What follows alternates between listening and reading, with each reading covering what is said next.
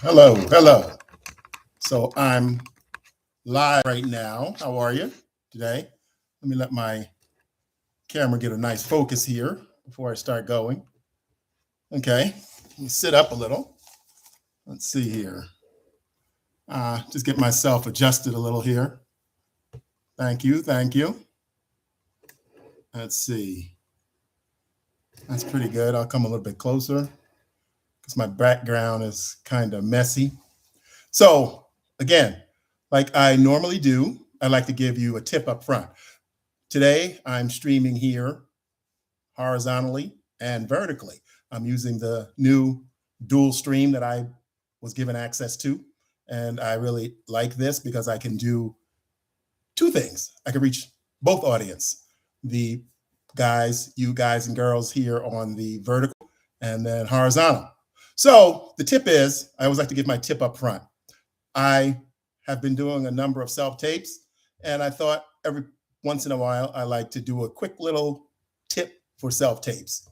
Now, if you're an actor out there, I was working with some actors last week, and we started talking about self-tapes, and a lot of them were asking my advice. They know I've been doing this for a long time, and they know I've been doing a lot of self-tapes over the last 4 years or so.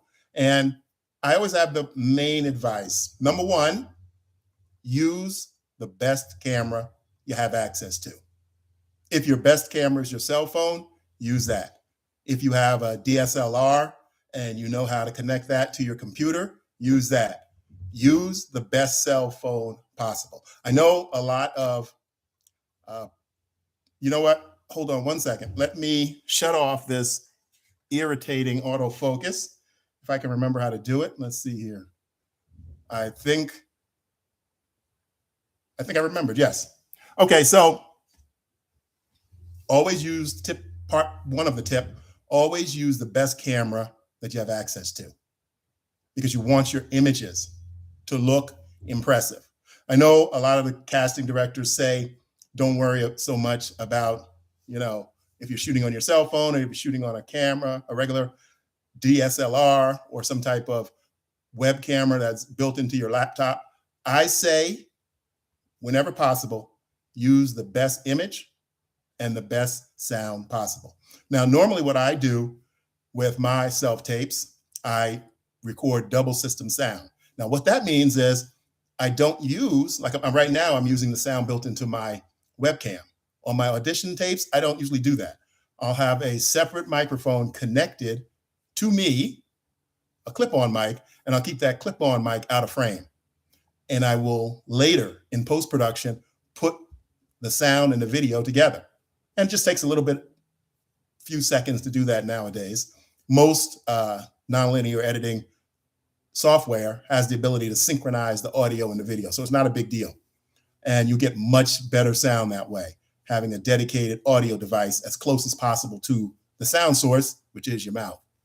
So those two tips, best audio possible, best video image possible, and use some supplemental light when possible or when needed. And most of the time it's needed. Like right now, you'll notice this side of my face is a little bit brighter because I have a supplemental light kicking in from the my right, just kicking in a little bit of light to fill in some of the shadow on my face.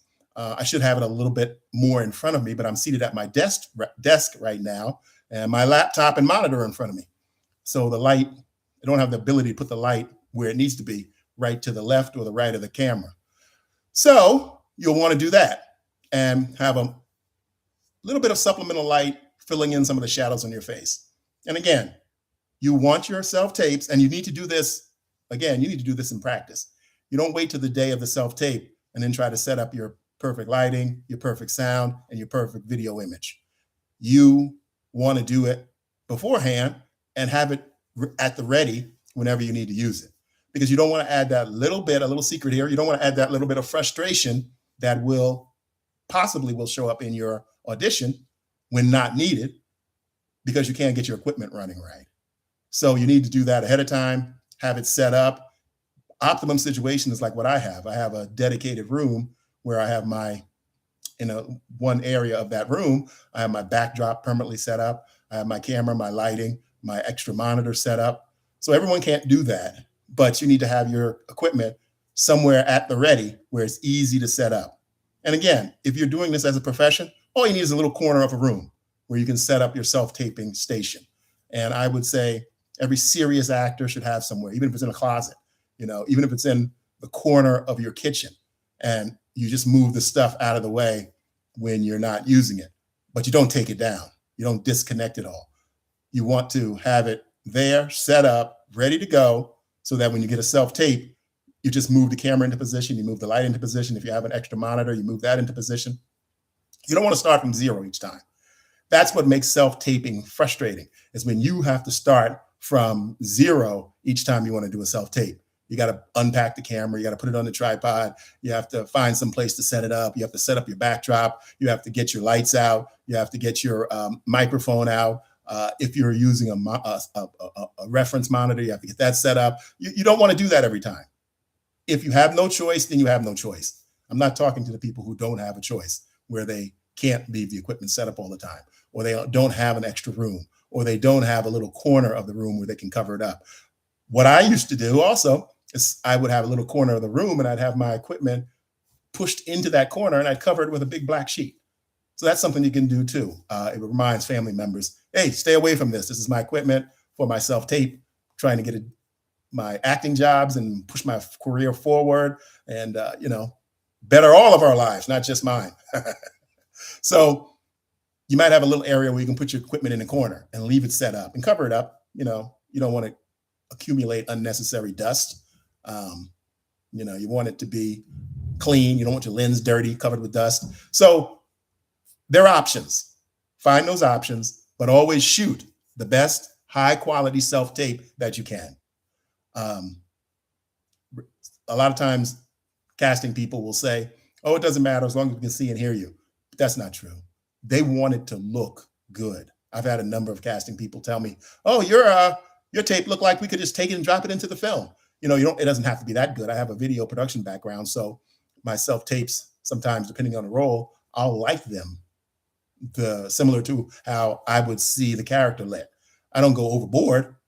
They still want to see all of your face, both sides of your face. They want to see what your head looks like. So you don't want to get too creative where you're in a silhouette smoking a cigarette. So be creative, be ready, practice setting up your self-tape equipment, or if you have that ability and that luxury, set up a little self-tape workstation. It could be right next to your computer where you do your computer work. So it doesn't have to be, the most expensive equipment and cameras in the world. And again, you can use your expensive cell phone. I know a lot of you out there have the iPhone. You won't get any better image quality off of a cell phone. So you can use that. And also there's ways to hook external microphones, wireless, directly to your cell phone. Very cheap ways. They have a number of now, which I just found out about a year ago or 6 months ago, about these clip-on mics that plug directly into your phone's USB-C jack, and then you have great quality. They're very inexpensive too, under $30. And the sound is great for self-tapes. They hear you nice, clearly, and sounds more professional. So that they're not looking at, well, why did he have this? Like, look behind me right now. This is terrible. You would never turn in a self-tape with, all these books and junk I got in the background.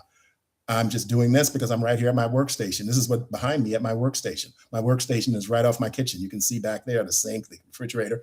At my workstation where I edit now is downstairs, right off into the little corner of my den area, which used to be a den area. We turned it into a home office. So there's a lot of options that you have if you have the space, if you have the ability. And I know a lot of people don't. So then there are options if you have the funding to go to places for who do self-taping. I wouldn't advise going for every self-tape. If the role is a substantial role and the role fits you, then you may want to go someplace to do it. I've done that in the past. Even though I have all the equipment, I have the ability to do my self-tapes. Sometimes when a role is big enough, I will go to a facility and do my self-tapes. So I don't have to worry about anything except the acting. That's what I do. And I think that's a great example for any actor to follow. If the role is substantial and you think you have a great shot at it, you don't want to worry about the lighting, the sound, the framing. You could go somewhere and get a great self-tape produced. You have to find some place that's good, and you do this in advance. You don't wait to the day of the audition and go strolling into a self-tape facility and find out that you could have done better yourself at home. So again, research, preparing beforehand, those are the things you have to do. Okay, that was the tip.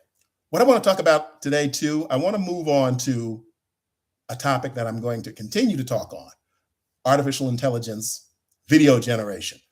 For the last 2 or 3 months, almost 3 months, I've been creating a number of artificial characters that I use in series here on my YouTube channel. So go to my channel, check out some of them. You'll see them, look around, look at some of the playlists. I'll ask you to look at the playlist. I appreciate that. I'm still trying to build up my watch hours, and I need you guys to help me build up my watch hours by going and watching some of my playlists. Thank you, thank you, thank you. But anyway, the subject about artificial intelligence actors. I've come to realize that I was trying to do something with these artificial characters that they're not ready to do. When they're speaking, depending upon the program you're using, the software, they can generate or imitate emotions, but only while they're speaking. The hard part is what to do with them for reaction shots, or when they're not speaking, when they're listening to another character talking. They really can't respond. They really don't have the ability to respond because they're artificial. I was treating them mistakenly and trying to do productions with them that I hoped would be passable. Now I'm in the middle of, at the end of actually, my first 15-minute episode for Tammy the writer and, Tammy the actress and writer. Tammy the actress and writer. You'll find that on my channel in the playlist, Tammy the writer and actress. Take a look at what I've created so far. I've got a lot of episodes. I've been working on it for almost 3 months. And my first big episode was target running time is about 15 minutes. So I reached that target. And when I cut the rough cut together, I could see more flaws in the performance aspect of these artificial characters than I had noticed when I was doing the really short 10, 15-second episodes. I did a lot of those, and I was really pleased with those. Those were fun. A lot of times I could get what I wanted when I generated it or I generated over again. But once I started making a more elaborate episode and stringing them together, I started to realize what was really missing, the human element. Right now, these characters have no way to create those elements, those movements, those reactions that are between the dialogue that you need if you're trying to create something that, even halfway approximates a human actor. These artificial characters are nowhere near what we as human actors can do. And I think it's going to be a while. I've been trying to prompt them what to do in between the dialogue, and that's impossible at this point. It's not ready. I still like it. I'm still going to use it. What I did yesterday was I went to all the paid artificial intelligence services that I have online. There's so many of them now. And I ended all of my subscriptions for now. I'm going back. Yes, I am going back. But I need to wait until they are ready for me to come back. And what I mean by ready is that where I can get some type of reaction, where there's some kind of way to control the programming of these characters when they're not speaking. Because you need reaction shots. You need shots where they're moving, when they're sitting, when they're listening, when they're not speaking. So that is something that I didn't notice when I did a bunch of the really short episodes that I did at the beginning of this series. Again, I just completed my first 15-minute episode and I'm putting it together. And it's a struggle. It's a struggle because you can cut around frozen actors, but so much, or actors who don't give the right response. And you try to prompt it, you're not going to get it. You're not going to get what I'm talking about. Now, a lot of people here who aren't actors, who are using the artificial intelligence actors and creating content, they're not looking at that because they don't really understand the process of acting. They don't understand that just as important as the words we as actors say are the reactions that we give in between the words. Those are even more important than the words we say because those come directly from the actor. Those aren't scripted. Sometimes you might have a little hint at, he or she is in shock. He or she is taken aback. Explanation. It might have a little bit of hints at it, but we as actors, we generally ignore those. And we give the responses that fit the moment to moment, scene to scene, word for word. We are listening to our fellow scene members, and those prompt the responses. Artificial intelligence is not there. It's nowhere near there because the characters aren't real. They can't respond in real time. They can't respond to what's being said to them by another artificially generated character. So again, we're again, I keep saying this in every video that I do about artificial intelligence. I like it. I'm not going to stop using it. I tell you to use it, to learn it, because there's so much more to it than just what I've been using it for, the entertainment field. Everyone out there is going to be affected in any career, is going to be affected and touched on by the rise of the new artificial intelligence. And it's going to help your job. It might replace your job. It might force you to learn things that you are not interested in learning about using artificial intelligence. Learn it. Don't fear it. I know I told the story about in the end of the 80s when I moved out here, and the company I worked for was Color System Technologies. And there was a big wave coming through the company that you're going to need to learn DBase, and whoever doesn't learn DBase is going to be replaced. And all it was to learn how to operate a basic database where you just enter information. We were doing research on colors for films because the films were being colorized by the Turner Corporation. And all we had to do was enter the information we gathered into a database so everyone could access it. And they made such a big deal about it. If you don't know DBase, you're going to be replaced. Everyone's going to be forced to learn DBase. And that's the same thing that's happening right now with AI. Again, it's a tool. You need to learn how to use it. I'm not saying you have to become an expert, but you need to know what it can do, what it can't do. Here's another little quick story about AI right now that I learned over the past 3 months working with it. It makes up shit. Just yesterday, and it's happened a number of times over the past 3 months, but just yesterday and the time before, which was about a month ago, it was blatantly clear. It was funny, kind of, because ChatGPT was lying to me. I asked it straight out, can you look at this little scene I've created, and a video scene, and give me a scene by scene description of what's happening in the video? And so first it said yes. So I uploaded it, and it took a while, and then finally came back with an answer. And it wasn't the video that I had uploaded. And I thought something had went wrong. I said, well, maybe I uploaded to myself. I said, maybe I uploaded something wrong. So I re-uploaded the video, and I asked the question again in a more detailed prompt, being very specific. And it said, yes, I'll do that right away. And it spit out another list of scenes that weren't in the video. So I started to think, I said, wait a minute, what is going on here? This told me it could look at the video and give me, and I did it a couple more times and still the same results, where it was giving me words, but these words had nothing to do with what was happening in those scenes in the video that I had uploaded. And I had made the video really small because it doesn't need high quality.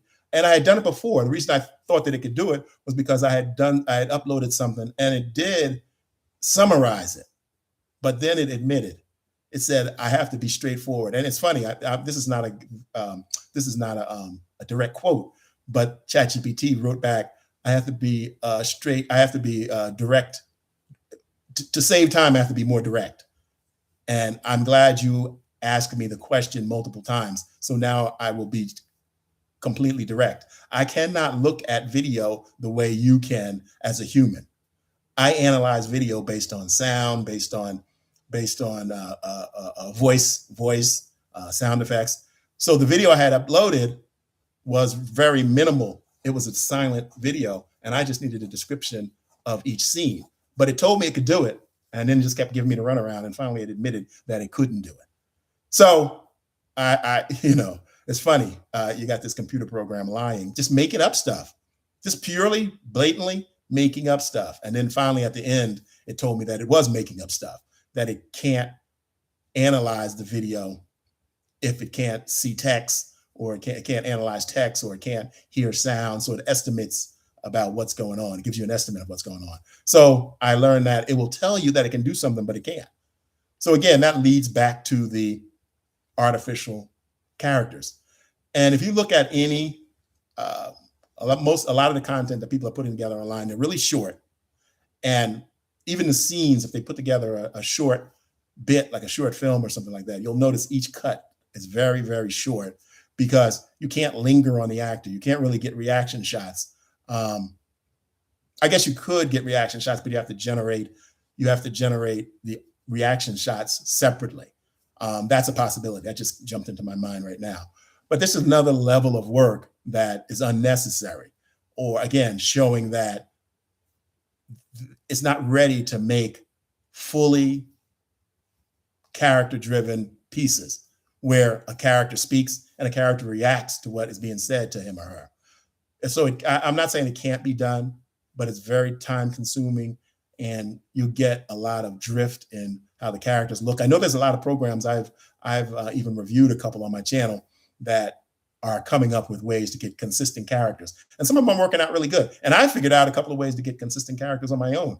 I put together a dating show that I was planning to do with artificially and generated characters. But once I edited the pilot, I realized the trailer. And once I edited the trailer, I realized, no, this is not going to work, because the reactions weren't authentic of the characters.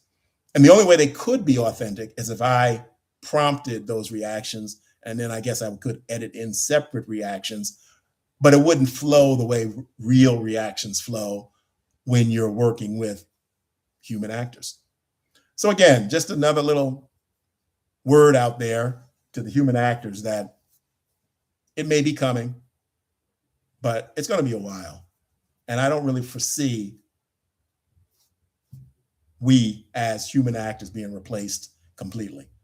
We will be driving what the artificial characters do, because they can mimic us. They can, if we tape the scene and then they generate it based on everything we've done, even our listening part, then that could be a more authentic way to go.